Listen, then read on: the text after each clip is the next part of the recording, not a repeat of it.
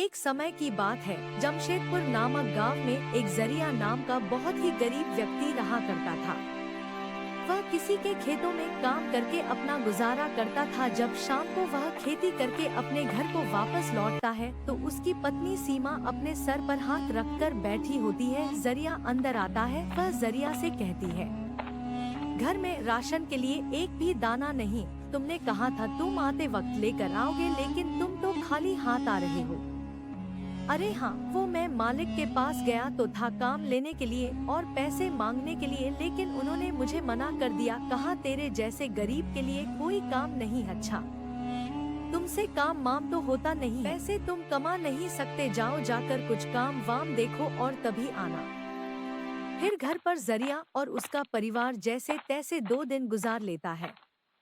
जरिया फिर काम की तलाश में इधर उधर भटकने लगता है और चलते चलते नदिया किनारे जाकर बैठ जाता है और सोचने लगता है, यार काश मुझे कोई ऐसी चीज मिल जाती जादू से कि मैं उससे मालामाल हो जाता। क्या इस दुनिया में सच में जादू होता है? अगर होता है तो मेरे साथ क्यों नहीं हो रहा?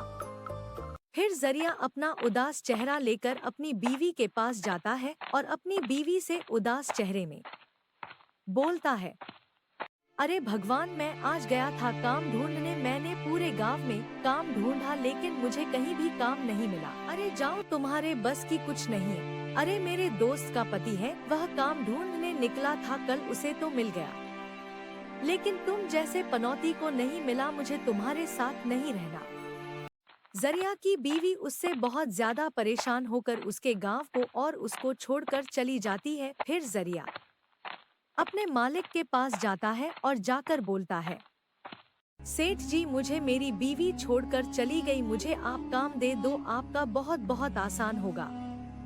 अरे यहाँ तो खुद हमारे पास काम नहीं, वैसे ही मैंने इतने जनों को लगा लिया है, मेरे पास कोई काम नहीं, जा तू यहाँ से चला जा। जरिया नाराज होता हुआ बोलता हुआ चला जाता है। वह चलते चलते एक पत्थर के ऊपर बैठ जाता है। जब भी वहाँ पर एक बूढ़ी माँ आती है, वह जरिया से जाकर बोलती है, बेटा, तुम्हें आज से पहले मैंने कभी इस जंगल में नहीं देखा। तुम क्या बहुत परेशान हो जो इस जंगल में आ गए हो? अब तुम्हें क्या बताऊं बड़ी माँ, मेरी बेबी भी मुझे छोड़ गई, इस दुनिया ने मेरा साथ छोड़ दिया, अब मैं अकेला बचा हूँ। यह सारी बातें अम्मा सुन लेती है। वह जरिया को लेकर अपने साथ एक जादुई गुफा के धोरे चलने लगती हैं, जहाँ पर एक जादुई पेड़ होता है और उस पेड़ के धोरे जाकर बोलती हैं, ये जादुई पेड़, यह लड़का बहुत ही तकलीफ से गुजर रहा है, तू इसकी मदद कर। अगर तूने इसकी मदद नहीं करी तो इंसानियत पर इंसानों का भरोसा उठ जाएगा। अरे अम्मा, तुम मुझे कहाँ लेकर आ गई और इस पेड़ से क्या क्या बोले जा रही हो? चलो यहाँ से चलते हैं, वैसे भी यहाँ कोई नहीं है। इतना बोलते के साथ ही वह बुढ़िया जैसे ही पलट है। जरिया के सामने एक बैल आ जाते हैं और जरिया उसमें बैठकर बहुत खुश होता हुआ वापसी उसी किसान के धोरे चला जाता है और वह किसान जरिया से बोलता है, अरे ओ जरिया, तूने क्या कहीं चोरी वरी करी है जो तेरे पास इतने बैल आ गए? और कहाँ से आया तेरे पास इतना ढेर सारा पैसा? मैंने आपसे बोला था ना सरपंच जी, जिसका कोई नहीं होता उसका ऊपर वाला होता है, लेकिन आपने मेरी बात नहीं मानी और मुझे अपने खेत में काम करने को नहीं दिया। तो देखो, ऊपर वाले ने मुझे 4 बैल दिए और इतने ढेर सारे पैसे से नवाज दिया।